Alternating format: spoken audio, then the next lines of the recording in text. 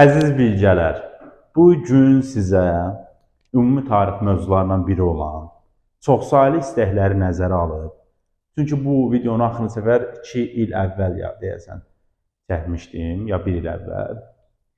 O da ev şəraitində. İndi sizə aktual bir dənə dərs izahatı çəkirəm. Mövzumuz Rusiya 19-20-ci əsrlərdədir.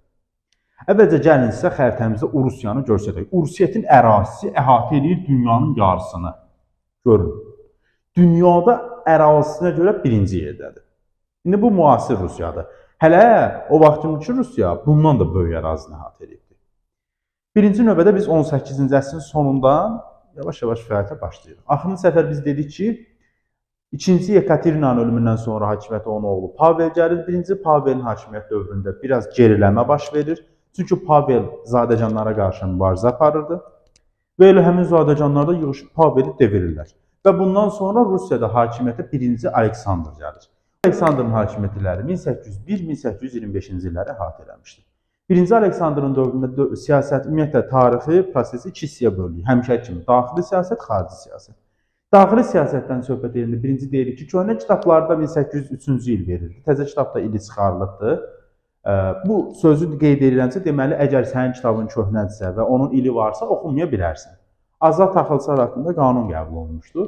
Azad taxılçılar haqqında qanuna görə deyir, kəndli, daha doğrusu mülkədar, öz istəyi müqabilində, belə deyək ki, kəndliyə qiymət olaraq söhbət edirəm. O ödənç müqabilində kəndlini azad edə bilər. Yəni, məsəl üçün, tutaq ki, mənim ərazim 10 hektar torpaqdır, 15 hektarın kəndli torpaqdır və deyirəm ki, 100 min gətir, müstəqiləm də, yəni dövlət mənə bir məcburiyyət qoymur. Deyirəm, mən 100 min gətir, apar. Və bu islahatı nəyə görə xüsusi diqqətdən oxuyuruq? Bir, buradakı kəndli islahatı, aqrar islahatı. Bir də ki, 1861-ci ildə, birazdan izah edəcəm, burjua islahatlardır. Orada biraz problem çıxa bilər ortaya. Bax, bu, belə deyək ki, islahatın, azad taxılçılar haqqında islahatın verilməsi ilə təhkimçiliyin ləğvi istiqamətində tədbir görülür. Birincisi, ləğv olunmadı təhkimçilik. Və kəndlilər azad kəndliyə çevrilməyə başlayırlar. Amma hələ də çevrilmirlər. Yəni, bir istiqamətdə bir cığırdır bu. 1801-ci ildə. Sonra eyni zamanda 1810-cu ildə Dövlət Şurası məşvərətçi orqan, niyə vurğuluyuruq? Çünki Azərbaycan tarixində biz bilirik ki, istər bu Ağqoyunu Qaraqoyunda olan Ali Divan olsun, istər Səfəvilərdə olan Ali Məclis olsun. Bunların qabağında yazırlar ki, qanunverici orqan sırıyırlar. Uşaqlar da götürür, gəlir, dava edir, şava edir. Biz vurğuluyuruq ki, məşvərətçi orqan, yəni məsləhət verir. Hökmdar yanında toplanırlar, hansısa bir məsələni deyirlər ki, məsələn, bura yol çəkmək istəyirik.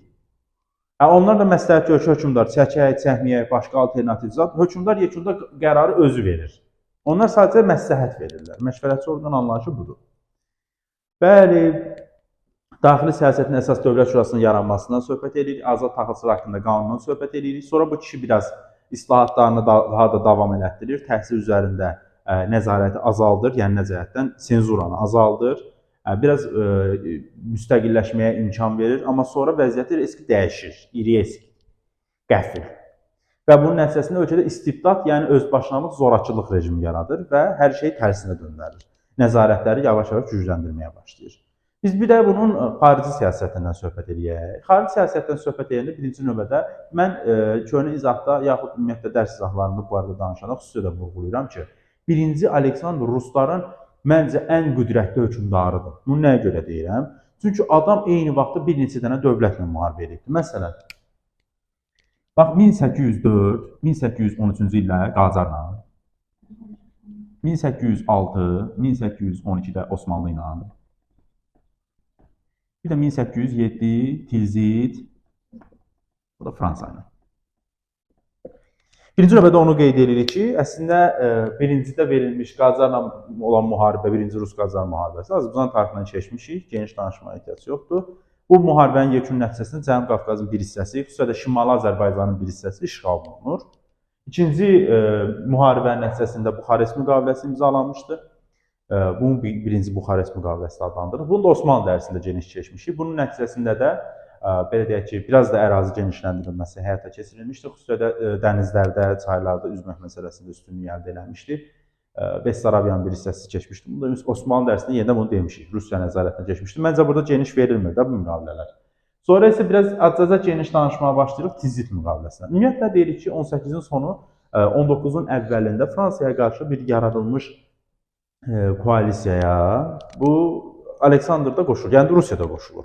Lakin orada deyir ki, bu koalisiya ilə mübarizə, Fransa ilə mübarizənin nəticəsində Rusiya məğlub olur deyə 1807-ci ildə Tizit müqaviləsini imzalayır. Tizit müqaviləsinə görə razılaşdırılmış məsələlər hansılardır? Birinci növbədə İngiltərəyə qarşı göstərilən xəritədə İngiltərəyə qarşı bir kontinental, yəni iqtisadi qitə blokadası tətbiq olunur və Fransa Rusiya ilə razılaşır ki, artıq onunla ticarət eləməyəsən. İkincisi də ki, bunlar Avropanı nüfuz dairələrinə bölürlər. Deyək ki, Qərbi Avropa qalır Fransanın nüfuz dairəsinə, Şərqi Avropa qalır deməli Rusiyanın nüfuz dairəsinə. Tizit sülhündən sonra elə məsəl üçün Osmanlı ilə yaxud İsveç ilə Osmanlının ərazisini göstərir. Bu ərazidə yerləşirdi. İsveçin ərazisini göstərir. Bu ərazidə yerləşirdi. Yeni müharibələr əldə eləmişdi və burada deyir də, elə 12-ci il müqaviləsi buradadır. Bessarabiyanın bir hissəsini və İsveçdən də Finlandiyanı biz götürür. Finlandiyanı götürür. İşğal edir. Məsələn, köhnə kitabdan olanda bir dənə sual hazırlayırdım burada. O, 1-ci Pyotrun dövründə Şimal müharibəsi vardı. Şimal müharibəsində köhnə kitabda belə bir cümlə vardı ki, 1-ci Pyotr Finlandiyanı ələ keçirir. Daha doğrusu, Finlandiyanı geri qaytarır, amma Baltikanın torpaqları ələ keçirir. Belə bir cümlə var idi. Mən də sual hazırlayırdım ki, 1-ci Pyotrdan fərqli olaraq 1-ci Aleksandr Finlandiyanı işğal edib özündə saxlamışdı. Pyotr işğal etsə də geri qaytarmışdı, Aleksandr isə özündə saxlamışdı. Və fikir veririk, ərazisi artıq bura qədər genişlənib çatır İsveçin bir addımlığına. Lakin bu Tizit müqaviləsi və Fransa ilə olan sülh müvəqqəti sülh idi. Çünki Rusiya digər onsuz da koalisiya belə deyəm ki, kontinental blokadada olan digər dövlətlər kimi gizli-gizli əlaqə saxlayırdılar İngiltərə ilə. Elə Napoleonun özünə də əslində sərf eləmirdi. Çünki bölüşdürülmədən sonra xeyli mərazi qalırdı onun ixtiyarına. Napoleon istəyir ki, oranı da işğal eləsin. Ona görə tərəflər arasında yeni bir döyüş qaçınılmaz idi və bu döyüş baş verir. Baradino döyüşü 1812-ci ildə baş vermişdir. Baradino döyüşündə Napoleon gedir əslində Moskvanı tutur, yandırır və bu Napoleonla toxtamışın oxşar xüsusiyyətdir. Bunu demişdik əvvəlkilərdə.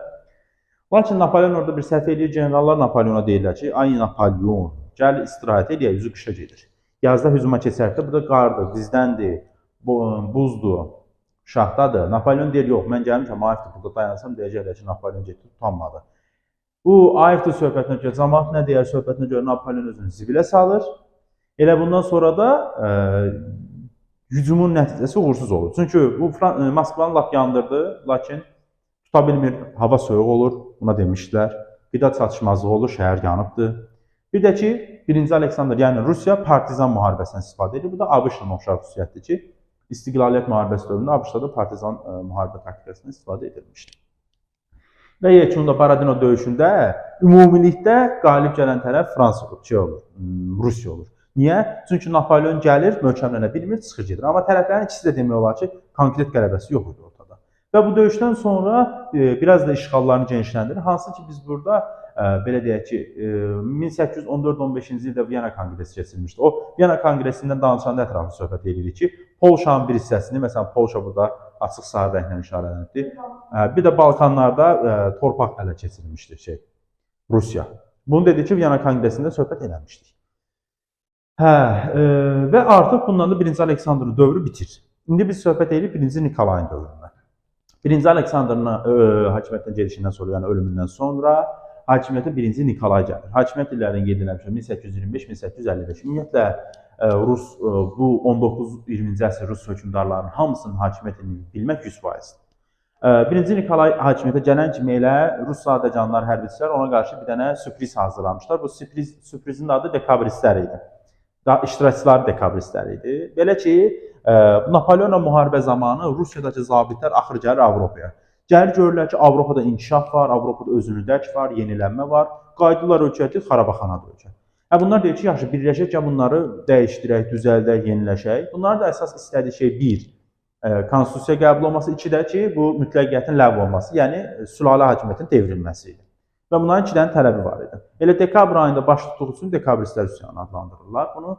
Lakin bir dənə şeyə diqqət edirik ki, bizi çaşdırmaq üçün deyə bilər ki, Rusiyada dekabristlər üsyanının baş verməsi, 1-ci Aleksandrın hakimiyyətdən devrilməsi. Çünki ikisi də dekabrdır. Bunlar Aleksandrın ölümündən sonra Nikolayın elə bir o parada olur da belə deyək də, hakimiyyətə gəlmək üçün. Onun göstərişində hazırlamaq istəyirdilər, yəni həyata keçirmək istəyirdilər. Sadəcə ləngiyirlər.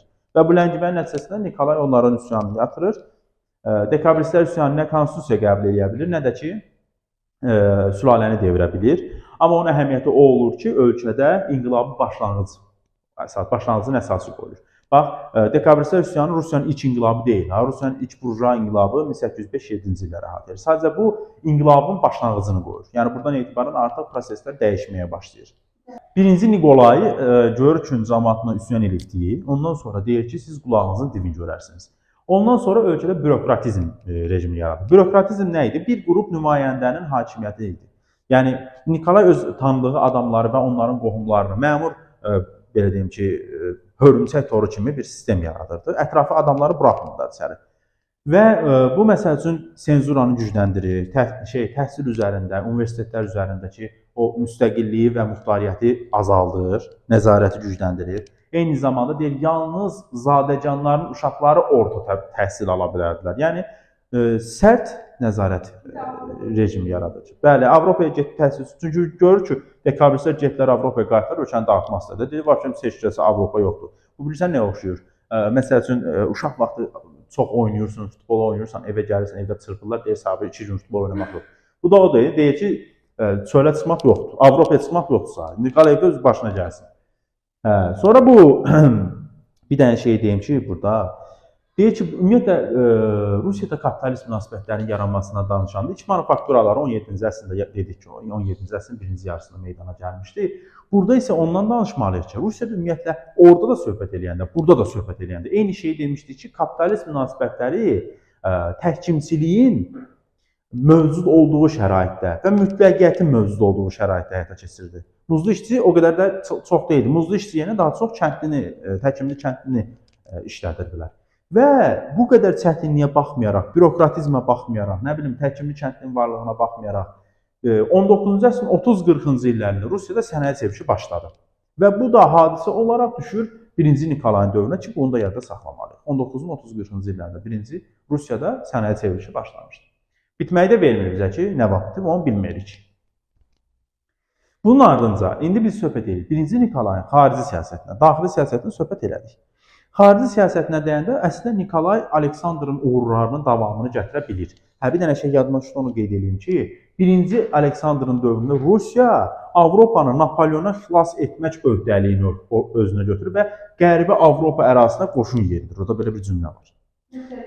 Rusiya 1-ci Aleksandrın dövründə Avropanı Napoleona xilas etmək missiyasını öz üzərinə götürdüyünü elan edir. Və 1-ci Nikolayın dövründə Rusiya özünü Avropanın jandarmı adlandırır. Çünki 1848-49-cu illərdə əksər Avropa dövlətlərində çevrilişlər, inqilablar, böhranlar, mitinqlər və s. kimi baş verir. Bu da mütləqiyyət güclüdür. Bu da deyir ki, vəbşən mən sizi gəlib qutaracam. Avropanın jandarmı elan edir. Bu nəyə görə bilməliyik? Hansı hökmdarın dövründə Avropanın jandarmı elan olunmuşdur Rusiya deyə bir sual üstü 1-ci Nikolay deməliyik. Bir də bizə xəritə düşə bilər ki, 19-cu əsrin ortalarında Avropanın jandarmı adlandırılan ölkənin ərazisini qeyd edin, yaxud müəyyən edin, biz də Rusiyanın ərazisini müəyyən etməliyik. Yəni, 2 dənə sual hazır buradan çıxartmaq olur.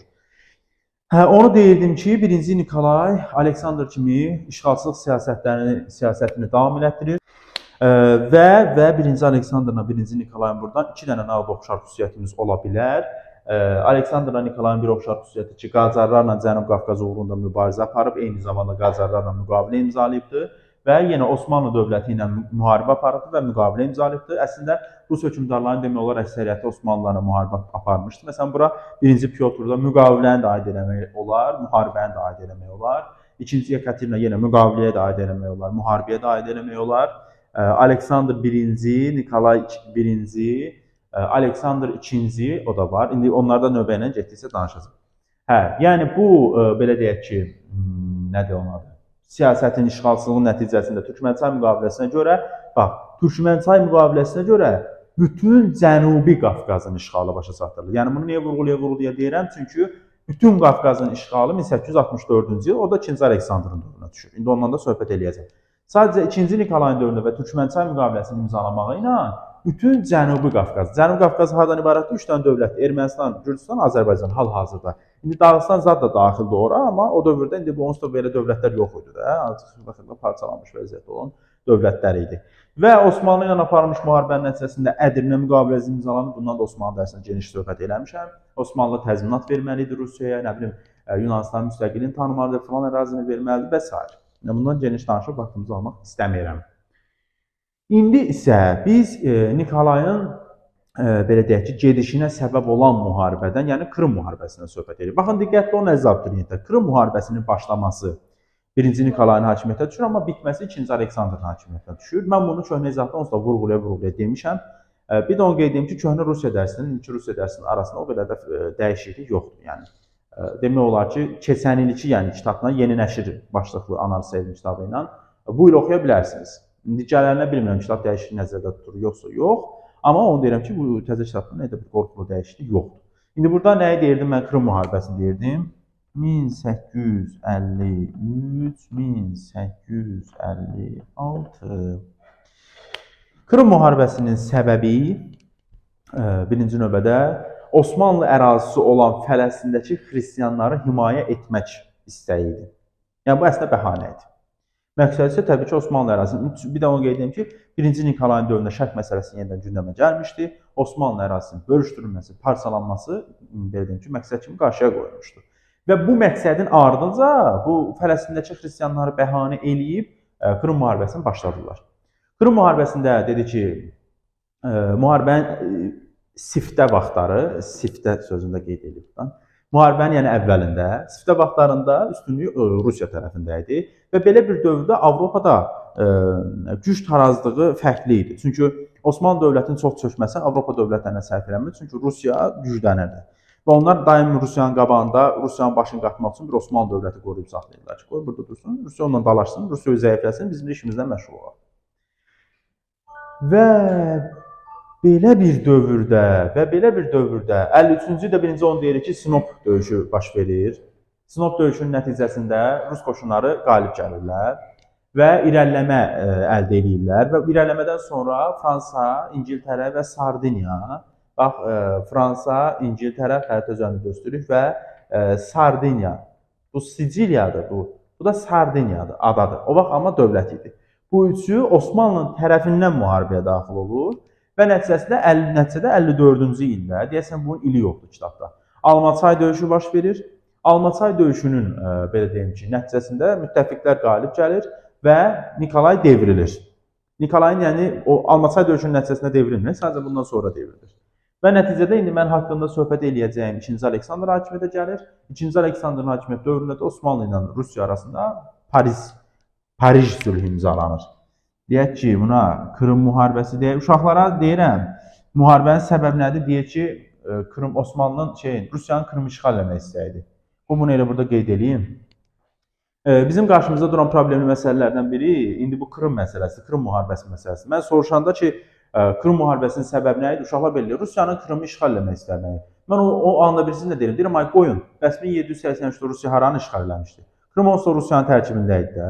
Sadəcə Krım müharibəsində müharibənin böyük bir hissəsi Krım yarımadası ərazisində getdiyi üçün Krım müharibəsi adlanır. Amma Qafqazda da müharibə gedirdi, bu öz yerində. Nikolayın devrilməsindən sonra, bir də orada müharibə gedişində, hansı ki Almaçay döyüşündən sonra Avropanın digər güclü dövlətlərindən olan Avstriya və Prusiya Dunay çayı ərazisindən, belə deyək ki, Rus qoşunlarının çıxarılması barədə təzyiq göstərirlər və bu yekun mübarizənin nəticəsində 56-cı ildə, indi onu qeyd eləməmişəm, Krım müharibəsinin bitişində 2-ci Aleksandrla Osmanlı arasında Paris müqaviləsi imzalanır. Paris müqaviləsinə görə Rusiya, Osmanlının, ümumiyyətlə Osmanlının ərazi bütövlüyü tanınır. Rusiyaya göstərir burada Qaradənizdə donanma saxlama hüququ qadağan edilir. Qaradəniz, ümumiyyətlə bunu beynəlxalq münasibətlərdə keçəcək.